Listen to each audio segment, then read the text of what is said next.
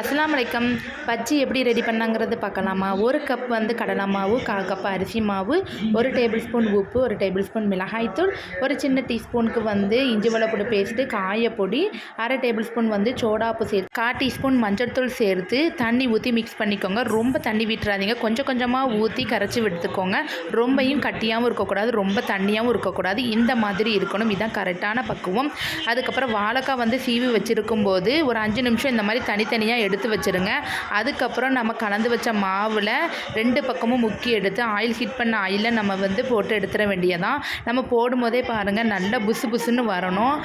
அப்போ தான் வந்து பஜ்ஜி ரொம்ப டேஸ்ட்டாக இருக்கும், கிறிஸ்பியாகவும் இருக்கும். அதுக்கப்புறம் வெந்துட்டான்னு பார்க்கும்போது நம்ம அந்த வாழைக்காவை தூக்கி பார்க்கும்போது வெயிட்டே இருக்காது. அப்படி நம்ம தூக்கி பார்க்கும் வெயிட் இல்லைன்னா இதான் கரெக்டான பக்குவம், வெந்துட்டுன்னு அர்த்தம்.